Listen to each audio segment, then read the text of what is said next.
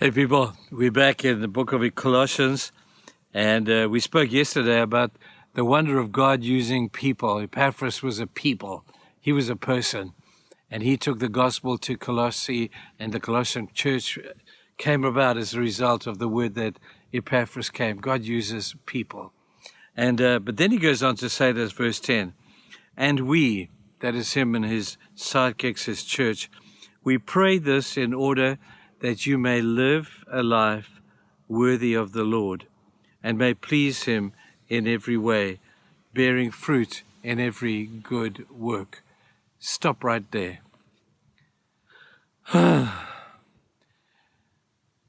Being worthy of the Lord, living a life worthy of him. Think about that for a moment. What does that look like?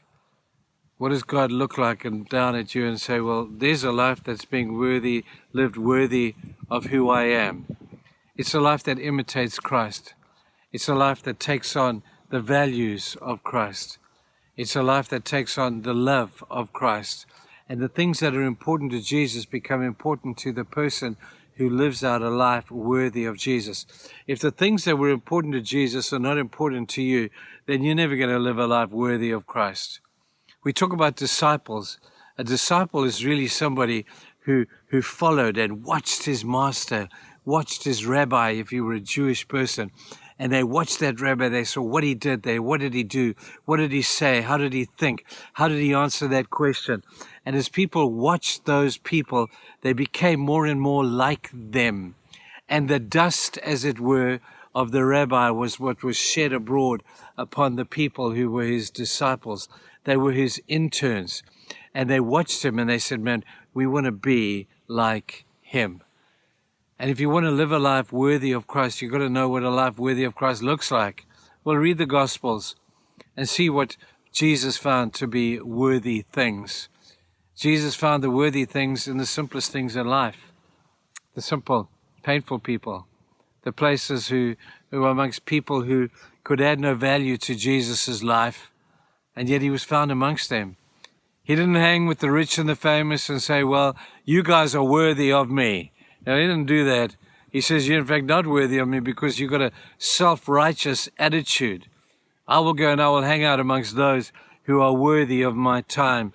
And as I invest in them, they will live out a life that is worthy of my commendation of them.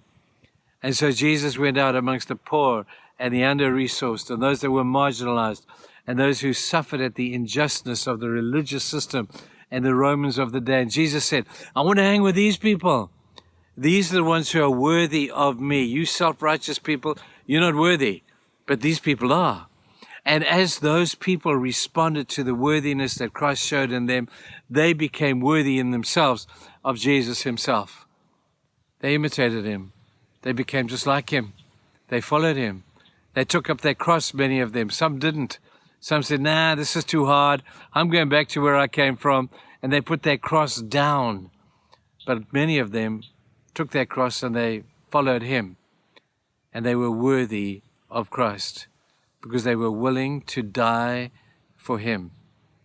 At that particular time in history, many of them did. At that particular time in history, they were martyrs, being martyred continually.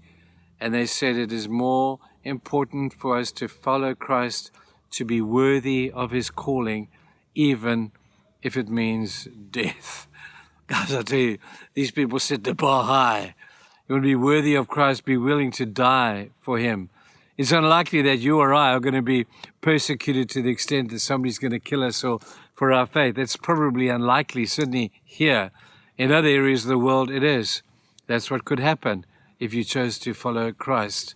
But they deemed it glory to be worthy of the calling of knowing him. Think about that. How worthy is your life in comparison to the life of Jesus? He gave all for you. Are you giving him like a small percentage?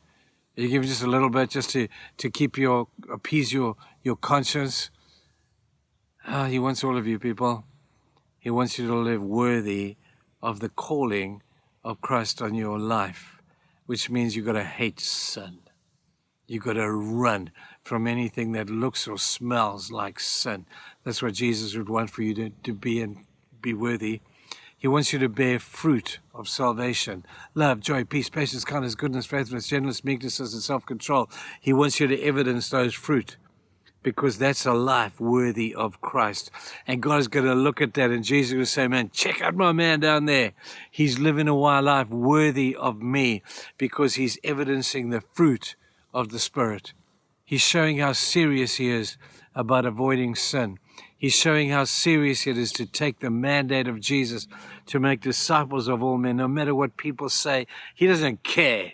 He's taking the gospel to the nations and to the people around his community. It might not be the nations. It might be the guy next door, the kid across the road. But when we are passionate about the things that Jesus is passionate about, Jesus says, you are now living a life that is worthy of me. I hope you find that one to be true today too. See you tomorrow. Bye.